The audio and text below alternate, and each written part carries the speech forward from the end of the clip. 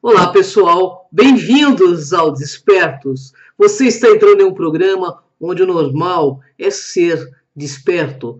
Estou aqui com Maria Cepereda, autora da série de livros O Sol Negro, e hoje nós vamos falar sobre o papel do herói na real análise do seriado Arrow, Arqueiro Verde, da Netflix. Tudo bem, Maria? Como vai você? Olá, Cris! Olá, todo mundo! Hoje estamos aqui para falar de um assunto bem divertido e ao mesmo tempo para dizer que, não sei se todos os programas expertos, mas alguns deles faremos ao vivo. Nós vamos entrar ao vivo, eu e a Cris, eu na minha casa, ela na casa dela, simultaneamente no Facebook e talvez no YouTube também façamos a mesma coisa de vez em quando, tá bom? Então a gente vamos, digamos, a vez ou outra fazer via Facebook, vez ou outra via YouTube. Então pode ser bastante divertido para todos nós e bastante interativo, porque vocês poderão fazer perguntas ao vivo e nós iremos responder, tá bom? Mas esse aqui segue o padrão dos outros programas expertos, gravado e editado. Tá com você, Cris. Maria, o que é o bem? O que é o mal?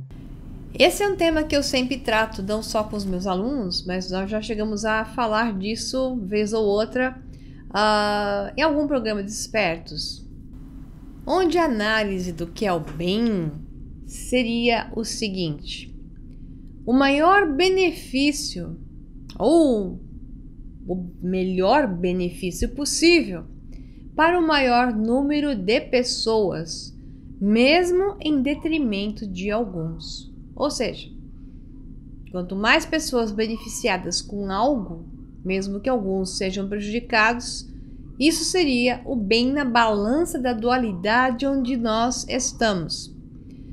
Hoje, o que nós temos é o maior benefício para o menor número de pessoas em detrimento de todos, porque o que nós temos hoje é o benefício de grupos, elites, oligarcas, banqueiros, religiões poderosas, e quem não é beneficiado é o povo. Afinal, a realidade onde nós vivemos, como é essa realidade? Nós vivemos na dualidade, mas não vivemos no branco-preto, positivo ou negativo. Porque eu acabei de dizer que, às vezes, aquilo que parece um mal para um é um benefício para o outro. Por quê? Porque nós vivemos em uma realidade que se sustenta da projeção entre duas polaridades. É como dizer branco-preto, vivemos no cinza, na escala de tons cinza, mais claro, mais escuro. Portanto, não é possível estar aqui em plena polaridade positiva e tampouco totalmente negativa. Vivemos no cinza e, ao saber disso, aí vem o raciocínio de que não pode existir o bem para todos, porque sempre haverá alguém a levantar a mão e dizer que foi prejudicado. Então, como é difícil esse julgamento do que é o bem, do que é o mal, essa frase de o melhor ou maior benefício para o maior número de pessoas, mesmo em detrimento de alguns, isso deve ser considerado como bem. Tem que ter uma balança de peso. E o que nós temos hoje nesta realidade é que o peso cai ao oposto, para o menor número de pessoas, em detrimento de todos. É com você, Cris. Maria, o que é um herói? O que é um herói? Vamos fazer uma definição clássica dada por psicólogos, geralmente são psicanalistas, psicoterapeutas junguianos, e nesse caso aqui eu vou utilizar dois websites, que um deles é psicopedagogia.com.br, o outro é perplexidaddesilêncio.blogspot.com.br. É uma avaliação clássica essa questão do herói, e Jung muito bem fez, analisou. Você encontra isso nos trabalhos, nas pesquisas e no conhecimento junguiano. Ao mesmo tempo, isso é tão fortemente utilizado hoje no cinema, não só hoje, desde sempre no cinema, como também nos contos, desenhos e Marvel que eu diga, e por aí vai. Então, o papel do herói, vamos de uma forma bem simplificada. Quando o arquétipo do herói está ativo em uma pessoa, ela se fortalece com o desafio, se sente ultrajada pela injustiça e responde rápida e decisivamente à crise ou à oportunidade.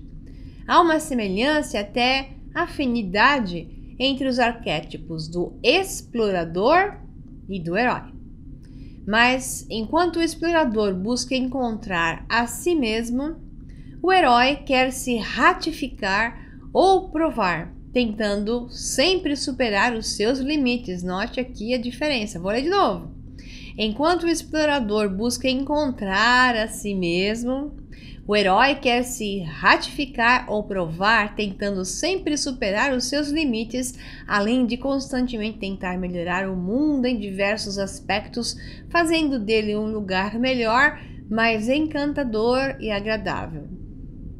No marketing, esse tipo de arquétipo funciona bastante com produtos esportivos.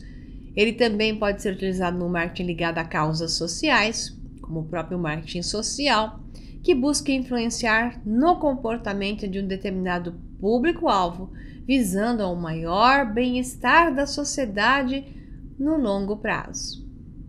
Lema do herói: onde há vontade, há um caminho. Ele está sempre motivado, né?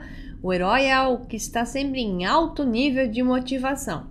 Mas o que nós podemos ver aqui de imediato, essa questão entre o explorador e o herói, é que o arquétipo do explorador é aquele que trabalha de forma gnóstica, busca de si mesmo, maior entendimento daquilo que ele é como foco principal. E não quer dizer que o herói também não descubra quem ele é, mas o herói tem uma forte influência do ego. Como nós vamos ver no final aqui, o herói tem uma forte influência do ego, em vários níveis, de diversas formas, enquanto o explorador busca mais a si mesmo. Tá? Ao vermos os heróis nas histórias infantis, percebemos que esses possuem características sobre-humanas que ultrapassam as capacidades de pessoas normais, fazem coisas, né, que a gente fala, e com frequência superam limites para conseguir alcançar seu desejo ou necessidade. Este fato é discutido por Trindade 2010, afirmando que o arquétipo do herói-heroína reúne características de superação, transposição de obstáculos e transformação de ameaças em situações de segurança para si próprio e para os outros. Ou seja, os heróis conseguem manejar, facear e manejar altos conflitos. Por quê? Porque eles têm um alto nível de motivação e um nível de ética de acordo com um certo padrão que se especifica por seu personagem, digamos assim, né? Segundo Samuels Shorter e Plot, 2003, o herói representa a vontade e a capacidade de procurar e suportar repetidas transformações em busca da totalidade ou significado.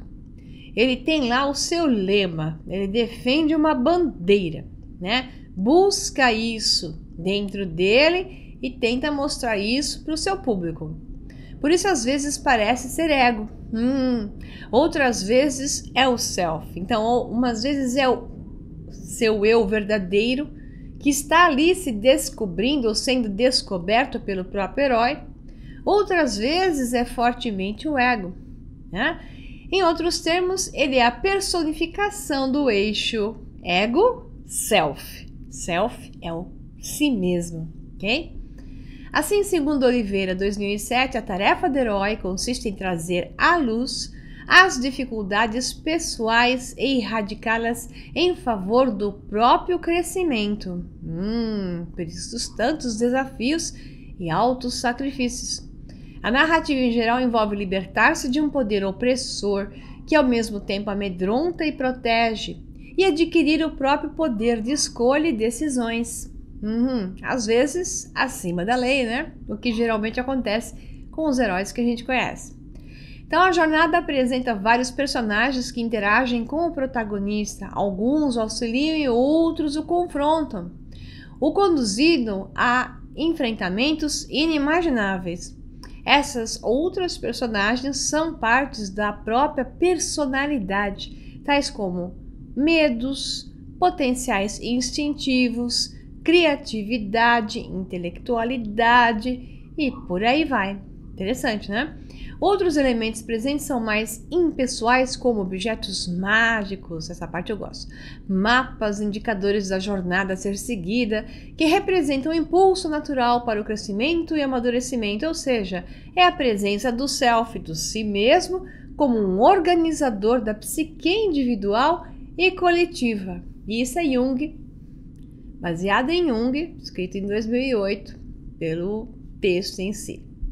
Você saberia dizer se existem variantes em tipos de heróis?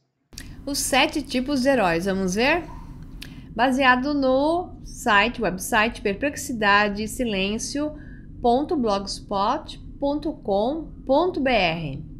O primeiro herói é o herói que vence. Invencível. O herói épico. Esse é o tipo clássico de herói que estamos acostumados a ler.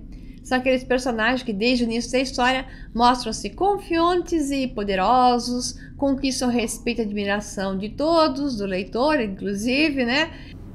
Seria como o Rei Arthur, ou até, eu diria, o Thor, o maravilhoso Thor. O segundo tipo é o relutante. O herói relutante é aquele que não se vê como a história o vê. Mais ou menos aquilo que a gente viu de Harry Potter, né? Ele ficava o tempo todo assim, eu sou tudo isso, né? Ou seja, por mais que a narrativa gire ao seu redor daquele seu valor todo, que pode ser valor moral, ou de sua força, ou de sua coragem, de seus poderes especiais, ele mesmo não se vê como herói, nem possui a autoconfiança de um. E essa característica de vulnerabilidade faz de nós, leitores, adorá-los ainda mais e torcer por eles. Normalmente, ao final do enredo, esse tipo de herói finalmente percebe quem é, ou não tem saída, né? Tem que se transformar naquilo. E esse é um momento chamado de epifania. É geralmente o clímax na história, quando ele dá a virada na coisa. Um exemplo de herói relutante é Peter Parker, da história em quadrinhos do Homem-Aranha. Vamos ao terceiro, que é o anti-herói clínico. Grande parte das pessoas adora esse tipo. Veja a comoção que Loki em Os Vingadores causa. Esse tipo de herói conquista o leitor pela imprevisibilidade. Às vezes age de forma mesquinha e cínica, à margem da maldade. Porém, no clímax da história, quando todos esperam que ele, enfim, vá tornar-se o vilão, ele faz algo inesperado e até age como alguém bonzinho, né? O anti-herói trágico. A diferença desse tipo para o herói anterior é que, ao contrário do cínico, o trágico não tem um final feliz na história. Normalmente, em vez de sarcasmo e amargura, esse tipo de herói é depressivo e angustiado. Podemos detectar rapidamente um anti-herói trágico caso ele use drogas, abuse de álcool ou tenha algum comportamento autodestrutivo. Em geral, ele se destrói a si mesmo ao longo da narrativa. Pense em Shakespeare, por exemplo, ou no Lestat de Entrevista com o Vampiro, de Anne Rice. O quinto seria o herói de grupo. Geralmente, no início da história, esse tipo de herói faz parte de alguma tribo, comunidade ou sociedade. Ao longo da narrativa, ele se lança rumo a algum lugar distante, uma viagem arriscada sem medo de desconhecido. No final do enredo, ele emerge desse mundo novo ao qual se lançou, se reintegrando com a antiga comunidade onde vivia, trazendo bem-aventurança para todos.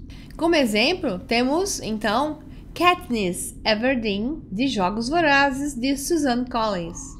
O herói solitário. Esse tipo é bem sedutor, misterioso, não faz parte de nada, está sempre à margem da moral e dos bons costumes e parece não ter nada a perder nem a temer.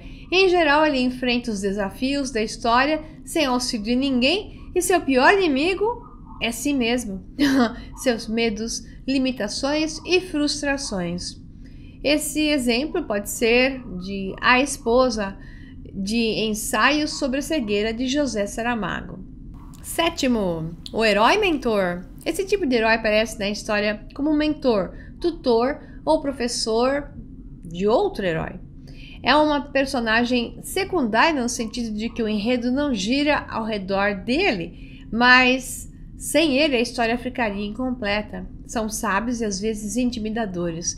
Eles não mudam ao longo da história, porque eles são vitoriosos. Sua função é mudar o herói principal, ajudá-lo e desenvolvê-lo, como por exemplo Dumbledore na saga de Harry Potter J.K. Rowling. Acho que deu para dar uma ideia aqui desses heróis.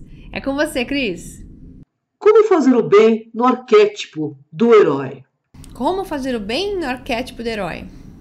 Vamos primeiro avaliar a função do arquétipo do herói em seu aspecto positivo e em seu aspecto negativo. Então, para Lima Filho, 2002, o ser humano deve se diferenciar do mar inicial, relação de dependência parental, empreendendo uma luta heróica por sua dependência e autonomia. Já Newman, 1990, e Lima Filho, 2002, cita que o arquétipo do herói está sempre constelado nas grandes transformações e manifesta-se em 4 tipos. O herói matriarcal, que atua em função do acolhimento e cuidado, o herói patriarcal, que implanta a lei e sacrifício para atingir uma meta, o da alteridade, que valoriza a individualidade e os aspectos inconscientes, e o da sabedoria, ligado ao sentido da vida e da morte.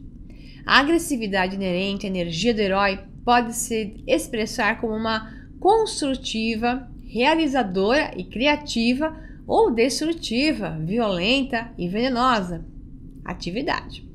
Assim, a sombra do herói pode se mostrar por meio de fraudes, roubos, crimes, bem como todas as violências e monstruosidades conhecidas atuando como foras da lei. Outras possibilidades é a identificação com o arquétipo inflação do ego, trazendo sentimentos de onipotência, presunção e invulnerabilidade. Baseado em tais reflexões, podemos então perceber que a grande importância e influência do arquétipo do herói-heroína na existência humana, sem dúvida alguma, né, pessoal? Após ler isso, o que nós podemos aqui considerar é o seguinte: como é que você vai fazer o bem? Herói? Se você fosse um herói, se você tivesse essas polaridades, positivo e negativo. Porque o herói, em geral, tem então esse aspecto do ego presente, a busca de si mesmo. Existe uma cegueira momentânea, uma visão associada, um impulso pela agressividade e pelo seu ponto de vista como um todo. Então, esse herói vai estar fazendo aquilo que ele julga ser o maior benefício, mesmo em detrimento de alguns, e muitas vezes nós vemos heróis que estão apenas vingando-se de uma série de coisas que aconteceram a grupos, ou a pessoas, ou até uma pessoa querida, né? Então, o arquétipo do herói, muitas vezes, ele toma um lado violento, atuando de formas monstruosas e sendo aquilo que eu li como fora da lei. Então, esses heróis acabam sendo considerados fora da lei, né? Até o Capitão América, pobrezinho, no último filme, foi considerado fora da lei, sendo ele o mais certinho de todos. Ó, dó. Então, é muito difícil a ponderação do herói. O que ele vai fazer ou não, como ele vai saber o que é certo e o que é errado. O que é o bem, o que não é o bem. O herói tem que estar embasado num certo nível de ética, de visão de um todo maior. A sua responsabilidade para com um todo maior. Então, nesse caso, esse herói poderá tomar, então, essa decisão de auxiliar o maior número de pessoas, mesmo em detrimento de alguns. Então, não tem jeito, pessoal. O herói vai estar sempre balançando nessa faixa do cinza, como eu falei, entre polaridades, mais perto da positiva ou às vezes caminhando em direção à negativa, porque não há outra forma de ser herói nesta realidade. É com você, Cris.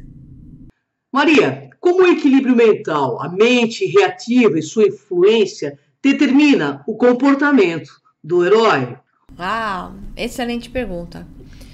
Primeiro vamos definir o que é a mente reativa. A mente reativa é uma porção inconsciente onde estão as dores, momentos em que o herói perdeu a consciência e teve inputs hipnóticos até falados, e ele ouviu e capturou no momento em que ele está sem consciência, ele está inconsciente em um processo de dor emocional ou até dor física. Então, coisas que são faladas ficam gravadas, mas não é só isso. Tudo que é gravado até no momento que você está, aspas, consciente, digamos, de uma discussão emocional muito forte, né? Onde esse embate emocional pesa muito para a pessoa. Tudo que está sendo dito ali, tudo que está acontecendo, mesmo que você não tenha perdido a sua consciência, está sendo gravado em detalhes. O cérebro humano, em momentos emocionais de dor física ou dor emocional, grava tudo em detalhes. É incrível como ele funciona. Ele superprocessa, ele enche de pixels, né? Ele aumenta o espaço de gravação, aumenta o nível de informação inserida. Então, o engrama emocional é uma carga e tanto que fica gravada a nível inconsciente. Você tem um exemplo do herói, que é o Batman, né? O Batman, ele é um poço de engramas emocionais. A dor dele, da perda dos pais, faz com que ele tenha resgates inconscientes e irracionais, muitas vezes. Então é ele aquele herói em conflito, aquele herói com tantas dores, aquele herói que tem até dois lados, né? Que principalmente a gente vê naquele filme Batman e Super-Homem versus Super-Homem. O Super-Homem é o herói perfeito, né? O herói, né? Aquele herói número 1. E o Batman é o herói cheio de problemas emocionais e que tem que vencer os seus engramas para poder fazer a coisa certa. Então, ele tem que sair do nível inconsciente e trazer para o consciente. Geralmente, isso acontece também no embate. Quando a pessoa não consegue se livrar dos seus engramas emocionais de uma maneira mais tranquila, simplesmente porque está expandindo a consciência, entendendo mais de si mesmo, conhecendo o si mesmo melhor, ela vai descobrir os seus engramas através de choques, através de combates, né? Isso pode ser ela com ela mesma, causando problemas na própria vida, manifestando dramas onde ela se entende através dos dramas, ou simplesmente porque vem, então, os seus parceiros de encadernação, como eu digo, que até parecem vilões contra seus contrários, né? Que geram, então, a manifestação do engrama, provocam o engrama, como foi o caso do Super-Homem, provocando engramas do Batman, que ele projeta engramas interiores sobre aquele outro personagem e acaba descobrindo mais de si mesmo e tendo a chance de sobrepor-se sobre o engrama, liberando-se parcialmente ou totalmente desses padrões. Então, a mente reativa faz com que um herói tenha defeitos e seja irracional em determinados momentos. Isso significa que ele não será correto, não estará pensando, como eu falei, no nível ético do bem maior e poderá fazer muitos erros e fazer julgamentos extremamente errados e ter atitudes impensadas, depois podendo arrepender-se delas, porque foram totalmente impensadas, brotaram do lado irracional que vem da mente reativa. Então, um herói com mente clareada, aclarada, que é o termo correto, sem engramas, é muito mais hábil e capaz de lidar com o conflito dos outros sem misturar o seu próprio conflito. E o herói, que está cheio de engramas, insere o seu próprio conflito no drama que tem à sua frente. Então se torna um outro padrão. Ele acaba brigando com seus próprios monstros, inseridos nos monstros que já estão lá fora. É alguém que não está no seu controle total. Da mesma forma, de forma diferente, que está o herói número 1, que está no seu controle total, sem engramas. Ok? É com você, Cris. Como o público vê o herói? O público quer o Zé Bonitinho, perfeitinho, que o salve, que faça tudo por ele, resolva a sua vida e que de preferência ele não tenha que fazer nenhum esforço para se salvar. Então assim, o público vê o herói como aquilo que ele quer que esteja dentro dele, mas ele até acredita que não está, projeta isso para fora e dá o seu poder pessoal de tornar-se um herói para um terceiro. Então essa projeção de imagem do terceiro é capaz e eu não, é o lado fraco ou negativo de você ver um herói lá fora exteriorizado.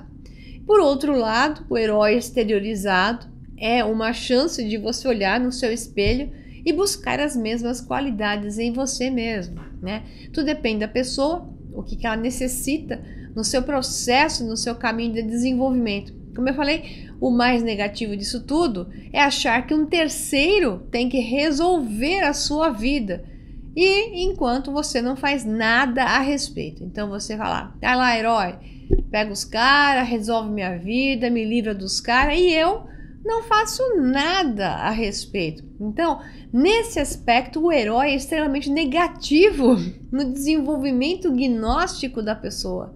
Porque esta pessoa que vê no herói aquele que vai solucionar os seus problemas, sobre esse ângulo de visão, até como eu falei, tem vários níveis de visão. Sobre esse ângulo de visão, o herói é extremamente negativo para essa pessoa. Porque ela quer que um terceiro venha salvá-la, né? Vem agora, vem de nave espacial, me livra dos políticos corruptos, né? E toma conta do planeta e me deixa na boa, ganhando meu dinheirinho, sem ninguém me encher o saco. Manda alguém resolver o meu problema. Esse é o lado negativo, porque as pessoas então não assumem a sua posição de serem os seus próprios heróis e esses heróis juntos se transformarem em um único herói, uma única voz e uma única solução. A apatia que o herói pode gerar para aqueles que não querem buscar essas forças dentro de si é grande. É com você, Cris. Vale a pena ser herói? Essa pergunta é ótima. Vale a pena ser herói? Eu não sei se os heróis são pagos, né? Então, para valer a pena, eles teriam que ganhar bem. Geralmente é alguém rico, né? Veja o Arrow, né? Que era um milionário, playboy milionário, que vira o Arrow, o Arqueiro Verde, o Batman, filho de milionários. Então, financeiramente é isso, mas pelo lado do ego, acho que aqueles que se veem no papel do herói, geralmente, quando são aclamados pelo público e caem na simpatia do público, não é herói que não goste, né? Por outro lado, tem o lado da crucificação, que sempre acontece, porque se o herói não faz exatamente aquilo que o público quer, ou até mesmo fazendo, a mídia manipula a massa cega e coloca a massa cega contra o herói, aí é nessas horas que não vale a pena ficar trabalhando por uma turma que no final é capaz de ver você sendo lá crucificado na cruz e depois de tê-los salvo literalmente umas 500 vezes, eles são capazes de ir lá ver você ser crucificado na cruz. Então, sob esse aspecto, não vale a pena ser herói.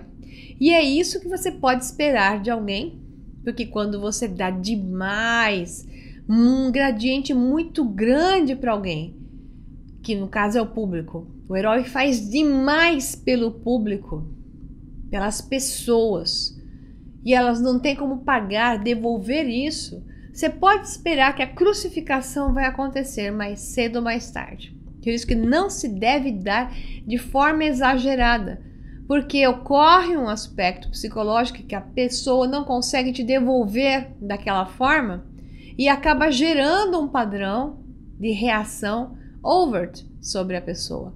Então ela vai acabar se sentindo devedora, e para não se sentir devedora, ela faz um ato encoberto. Esse overt action chama-se ato encoberto. Acaba atraindo o herói porque vai encontrar alguma justificativa para dizer que ele não era tão bom assim, então eu não devo tanto assim a ele. Então o público acaba traindo o herói porque devem a ele exageradamente. Isso acontece até em relações, pessoal.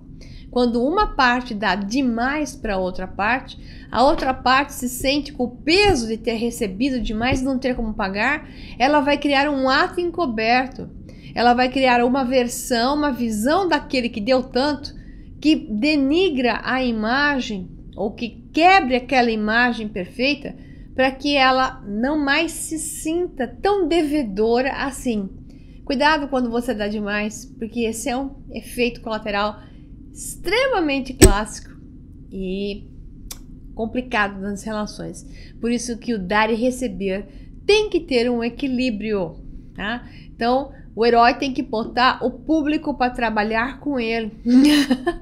Se o público trabalhasse e fizesse também a sua parte, o herói não seria aquela parte tão ativa e o público tão passivo, de forma a deverem tanto, porque mais cedo ou mais tarde, portanto, nessa situação ele será crucificado.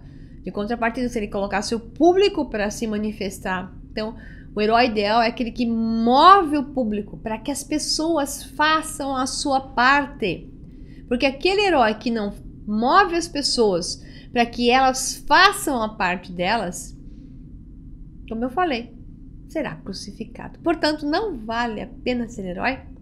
E não se deve ser herói nessas circunstâncias. Claro que um momento em que você possa salvar alguém, ocorre um acidente, você vai lá e salva. Esses pequenos resgates que é o herói momentâneo. Eu estou falando do herói que se veste de herói, se posiciona como herói e atua na vida com essa profissão. Não do herói que momentaneamente, no momento, acaba salvando e resgatando pessoas e por aí vai, ok? Estou falando de um herói profissional. É isso aí. É com você, Cris. Quando o herói salva, o que acontece com ele e com o público? Já até falei isso de certa forma. Quando o herói salva, ele faz o serviço que o povo deveria estar fazendo, aquele povo específico da situação onde ele está. O povo se submete a um tirano. O herói vai lá e resolve o problema. O herói acaba de ganhar um karma horroroso, porque ele acaba de impedir que o povo faça a sua parte. O herói que carrega a cruz do outro nas costas vai adquirir um karma terrível, e é um karma duplo. Primeiro é o de ter se metido onde não devia, e o segundo é o de carregar a cruz dos outros nas suas costas. Então ele carrega duas cruzes, então ele ganha um peso dobrado sobre suas costas. Não se deve impedir o sofrimento dessa maneira, principalmente causando reações contrárias, causando danos e mais mortes, porque uma pessoa sozinha vai atuar sob o seu ponto de vista específico. O povo tem que ser uma mente coerente, é o povo que tem que se mover, seja uma população de um local, seja um país ou do planeta. Se estão submetidos, despertem e atuem, porque vocês têm muito mais poder juntos do que um pobre de um herói que vai acabar se metendo onde não deve. Então, ninguém tem que tirar o sofrimento do outro, da massa, eu quero dizer. Não que você não vai impedir alguém que vai atravessar a rua e vai ser atropelado e você puxa a pessoa e salva. Não é isso que eu tô falando, pessoal, tá? O que não se deve fazer é achar que um vai resgatar o mundo, vai resgatar uma população, vai salvá-la, porque as pessoas têm que fazer a sua parte, é isso? Me entendam o que eu estou dizendo? As pessoas não podem ficar no conformismo de ficar vendo televisão, comendo pipoca, macarronada de domingo com frango, enquanto sabe que alguém está fazendo um serviço que tem que ser delas. As pessoas têm que sair da apatia, as pessoas têm que se juntar, as pessoas têm que despertar para um nível de ética e coerência maior e não ficar esperando que alguém venha salvar, porque este pobre alguém carregará uma cruz nas costas dobrada, ok? Mesmo que aqui e ali ele acabe acertando em auxílios, né? Em momentos pontuais, no final de toda a sua trajetória, quando ele tenta fazer o serviço desse povo todo, ele ganha um grande karma. Acredite. Vamos nessa. É com você, Cris. Maria, para o seriado Arrow da Netflix, especificamente observe a questão do sacrifício pessoal e da negação do si mesmo. É um conceito de Jung, além do arquétipo do crucificado, né? Então, acho que de certa forma já explicamos bem isso. Então, no Arrow, aí quem não conhece, a história é: após um violento naufrágio, o playboy milionário Oliver Queen, bonitão, é dado como morto. 5 anos depois, é resgatado em uma ilha do Pacífico e enviado de volta para Starling City. Okay? É legal porque eles têm conexão até com como é que chama lá? Com o The Flash, que eu gosto bastante, muito simpático. Aliás, o ator do The Flash é excelente, por sinal. Então, aí, estando em Starling City, ele passa a agir como vigilante secreto, ou seja, o vigilante que é o Arrow. Arrow em inglês é a flecha, né? A questão é assim, ele era um playboy de mau caráter até, não totalmente, não assim coisa grave. Ele era um playboyzinho de mau caratinho. O pai dele já era um grande mau caráter.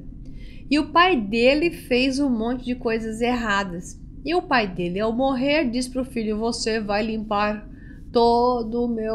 a sujeira que eu fiz. E para você limpar toda a sujeira que eu fiz, aqui está o nome das pessoas que junto comigo estavam fazendo sujeiras. E você tem que impedir uma por uma.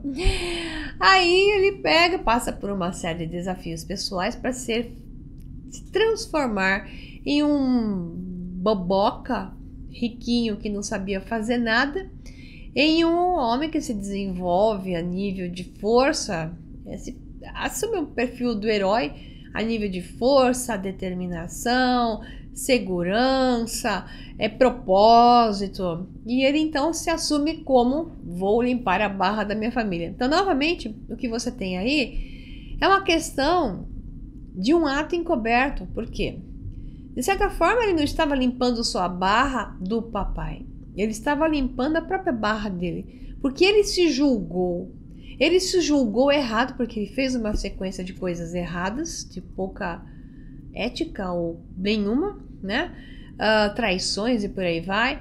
E aí, ao se julgar, ele viu o espelho do pai.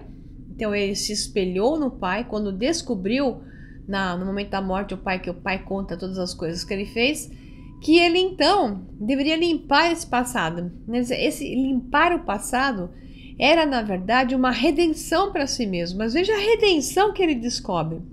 Uma redenção que não era prender pessoas e entregar para a polícia sob provas.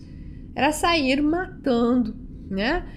Tudo bem que esses que ele matou, todos eles mereciam ser mortos, diga-se de passagem. Mas a questão é que ele não está no nível da ética, no nível do padrão do self, conectado com a fonte divina, se ele sai sendo a própria expressão daqueles que ele está matando.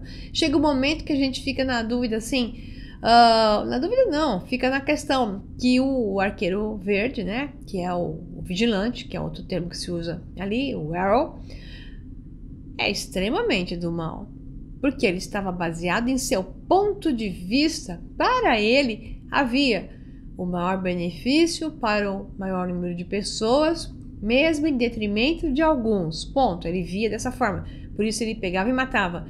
Mas na verdade ali estava o ego, o maior benefício para ele e para o papai, porque ele estava limpando a barra dele e do papai. Então, mesmo que ele estivesse... É legal olhar o Arrow sob o aspecto do cinza que ele vive. Ele vive num cinza que na série 1, ele tá bem no cinza, né? Quase ali no preto. E depois ele começa a caminhar em direção ao branco na série 3, onde ele se dá conta que ele não deveria matar e se empreender e entregar para a polícia. Então ele começa a querer ser uma pessoa melhor, com maior nível de comprometimento, não por causa do ego, por causa da história do pai, por causa da história dele. Naquele momento ele começa a se encontrar, embora tenha passado por vários desafios de alma, né? Momentos de cegueira, momentos de choque com o ego violentos, né? Choque com seus próprios colegas que também o estimularam a entrar em crise, né? E descobrir a sua individuação, afinal de contas, quem é ele? E isso tudo é um processo de autodescoberta muito interessante no Arrow, que não deixa de ser arquetípica, não deixa de colocar todos os padrões do desenvolvimento espiritual, da luta do espírito com a consciência do ego, da impersonificação da prepotência, né? Vários momentos de falta de ética e depois de um ressurgimento num nível onde a ética vai aumentando, mas em todos os momentos em que você vê que a ética aumenta, ele despenca de novo em padrões que parecem ser até inevitáveis, que não dá para julgá-lo mal, porque são inevitáveis na maneira como o jogo da vida dele e das coisas que acontecem são colocadas na frente, quase que de maneira, sem dúvida, inevitável. Ele não tem como ser diferente, a não ser um bruto e assassino, porque senão é matar ou morrer, né? Então, nesse caso, ele está sempre se defendendo e defendendo a lá mafioso, a família dele, sempre com foco de proteção do eu e dos meus, né? Mas claro que ele se importa com a cidade, ele luta pela cidade e tudo mais, mas no caso do Arrow, entre o seriado 1, 2 e 3, o ego flutua, mas ainda bate muito forte, sem dúvida nenhuma. E o que o estimulou a ser o Arqueiro Verde foi isso, a mistura de culpa e a necessidade de limpar a sua própria consciência e o espelho dele com o pai. É isso aí, Cris, é com você. Maria, outro aspecto fundamental. É possível ser 100% correto nesta realidade ou é necessário aí, parcialmente jogar o jogo dos que dominam e têm o poder para conseguir o bem maior? Excelente pergunta, Cris. Excelente pergunta. Não é possível não fazer o jogo. Por isso que eu falei que o Earl, dá para entender a questão dele, né, do Oliver Queen, que é o personagem, que é o personagem verdadeiro, né, o arqueiro verde, ou vigilante, é o que ele personifica, mas ele é o Oliver Queen. Então dá para entender a situação dele, por causa que quando você está no meio de uma situação, de um tema de conflito, como o que ele foi colocado, ele sai do nível do quase nada, espiritualmente falando e humanamente falando, para um desafio de alma violento, cai para o lado do bruto, né, do assassino, literalmente, para depois tentar encontrar o meio termo. Então, assim, o que acontece com ele é o que acontece com qualquer um. Como é que você vai confrontar hoje sozinho os donos do mundo, como eu falo, né? O sistema bancário mundial que nos mata, nos usa, as religiões que empobrecem a mente, que manipulam para dinheiro e poder, e seguidores que deem seu dinheiro, e por aí vai. As mentiras da mídia e tudo mais. Então, assim, não tem como você romper com isso sozinho e dizer assim, deixa que eu a partir de hoje não vivo mais com dinheiro. Não dá. Então, assim, é necessário um processo. E esse processo tem que ser realizado com um grande número de pessoas que se movimentam em uma direção, gerando uma consciência, né? Então, é necessário, às vezes, numa mesa de discussão, de negociação, ceder em certos níveis, mantendo o propósito maior, persistente.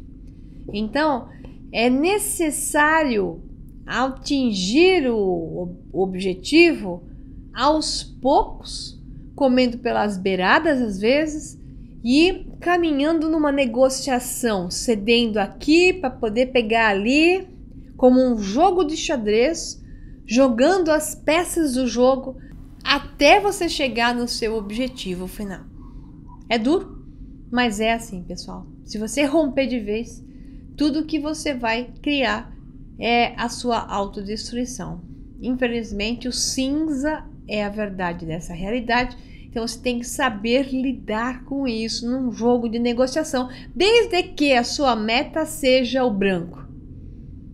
Você vai caminhar pelo cinza, mas se você for um ser correto, você está enxergando claramente o branco, ok? É com você, Cris.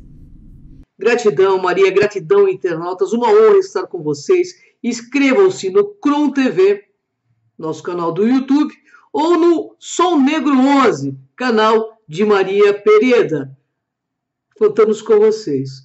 Até o próximo. Despertos.